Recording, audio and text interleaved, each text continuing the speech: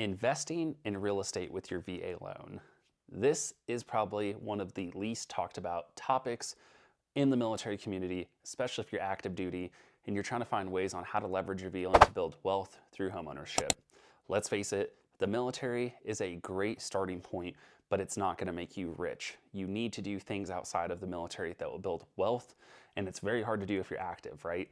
I spent 9 years as an Army infantryman. I understand mission, training, deployments, having to be there and be away. Your mind is not focused on building wealth. Your mind is focused on the mission. How do you accomplish it? How do you take care of your fucking soldiers? How do you accomplish the next task at hand? And what they don't teach us is how to set ourselves up for after we get out of the military. It's no secret that once you're done with the military, as the Army song says, the Army keeps rolling along, and it sure as shit does. And this is the education information I wish we would have got when we were in to prepare ourselves when we got out. But if you're like me, you're one of the GWAT era veterans, this was not the focus, but here I am to give you the education information that we should have got when we were in. First and foremost, your VA loan is the best benefit earned through service. Yes, there's your disability income. Yes, there's your GI Bill. There's so many other things that really make it beneficial to raise your right hand and serve our country, yet less than 1% of the population does. But what I personally did is I leveraged my VA loan to build wealth through real estate. Okay, and I didn't do this get rich quick scheme. I didn't do, I'm going to show you how to buy 55 homes in 55 days or whatever kind of crap is out there for our community. I did the standard approach that anybody could do, and extremely simple. So how did I do it? What did I do? So I bought my first home when I was a specialist in the military as an E4. I was 22 years old. I was getting ready to deploy to Afghanistan, and I already knew that I was on assignment to Germany. I was sat down in my platoon sergeant's office and told, Tarbit, you're fucking stupid. You shouldn't do this. Go cancel it. The Army's always going to give you a place to live. You don't need to worry about buying a home. I sat there. I really thought about it. And I said, hey, there's 5 military bases in our town. There's a lot of economy growing our town. I don't see this city disappearing anytime soon. And I think I'm always going to be able to rent it out. Oh, you don't know what you're talking about. You don't want to deal with that. Trust me, trust me, trust me. And I kind of went back and I was like, I don't think these guys really understand what they're talking about. And I joked that buying a home was the best dumb decision I did as an E4. I still own this home to this day. I'm actually sitting in here recording it. Fast forward 9 years later, let's talk about what's happened in the economy with this local home that I own. Prices have doubled. Rent has more than doubled. Everything has gone up. If I didn't buy this home when I did, I would not have been able to afford to move back to Colorado when I ETS'd. So I just want to put that into perspective. My mortgage is cheaper than I was paying for rent as an E4. That's why I ended up buying the home. And it's still cheaper than any other rent out there for the size home. I can rent this house out and cash flow $1,000 a month. And to boot, I'm sitting on over 6 figures of equity. This is the secret sauce with real estate. It's not get rich quick. It's buy, hold, and wait. All right, I've had my home for almost 9 years, and I'm sitting on over 6 figures of equity. I could tap into it, I can keep investing, or I can keep letting it grow. There's so much that can be done with it, right? But if we're just talking the standard conservative approach with building wealth through real estate, that's one example. When I PCS down to Georgia, I did the same method again because I can own multiple homes at a time with my VA loan. This is a big misconception. Veterans think, oh, I can only use it once, it's a one and done. Once I use it, it's gone forever and I'm saving it for my dream home. This is absolutely bullshit. You can own multiple homes at a time with your VA loan.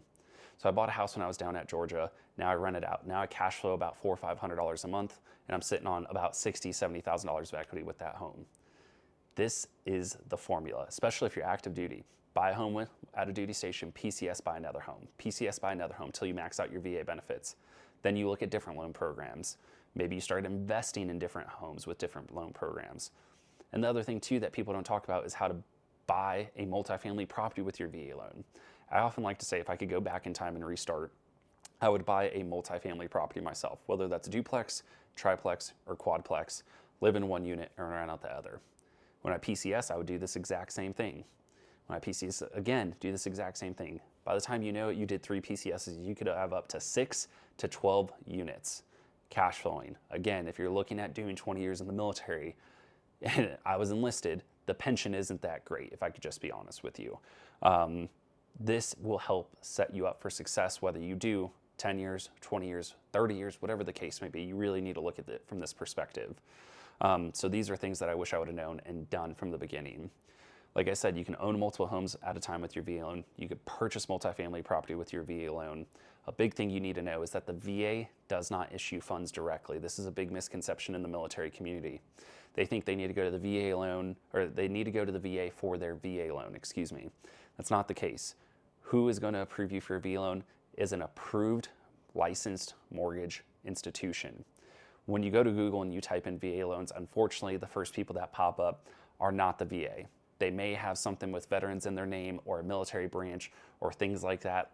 They have absolutely nothing to do with the VA other than they are approved to write and approve funds for VA loans. Another thing that you need to be aware of is that the VA does not set interest rates for their VA loans. Interest rates are determined by the lender that you go through. So different lenders are going to offer you different rates with a different set of fees. This is something you need to be extremely cautious of. Some of these 1-800 numbers do not have your best interest in mind. They're going to show you that fancy rate, but what they're not going to show you is how much does it cost to get that rate. This is extremely deceptive when it comes to buying a home. So you need to know what you're looking at. The official document that you're going to be looking at is your loan estimate. This is going to have a breakdown of all the fees. The only fee that the lender can control is block alpha origination charges. All the other charges are out of our control. But there are some things that they do to be very deceptive. They may undercut the title fees. We don't know the title fees until the title company sends us their fees. If you're not familiar with the title company, is the best way I could describe it is they're transferring it from the seller's name into your name. Now, the prepaids or property tax and homeowners insurance are extremely critical to understand and know. Depending where you're buying a home, your homeowner's insurance policy may be way more than you think and that lender thinks. Perfect example, I'm in Colorado Springs, Colorado. Our homeowner's insurance has tripled in the past 5 years. Somebody who's not familiar with our area may be trying to quote you $1,000 a year for a homeowner's insurance policy, and I can tell you that may not even be near what you're actually going to get. So you really need to be cognizant of who you're hiring to help you with your home loan. Not everyone has your best interest in mind. Some people are going to try to undercut their fees to make it seem like they're giving you a better deal, when in fact, they may be lying about those fees, and at the end, they're just going to tell you, sorry, this is what it is. It's too late. And you know what? They're right, because you're not going to back out of a deal the day before you sign for your home, because that's going to put you at risk of a lawsuit. You're going to lose your earnest money. You're going to lose your inspection. You're going to lose all these thousands of dollars. So please, please, please be careful when it comes to using your VA loan. I personally think that this is the best benefit earned through our service. I explained to you how I was able to build wealth through homeownership, just buying and holding real estate. There is no secret sauce to get rich quick, but if you play your cards right, you leverage the benefits given to you, you can set not only yourself up, but your family up for financial success in the future. If you'd like some more help, or if you would like help and information on how to do this the right way, please reach out to me. I'm a veteran passionate about giving us the education and information I wish we would have had during our time in service. Thank you so much.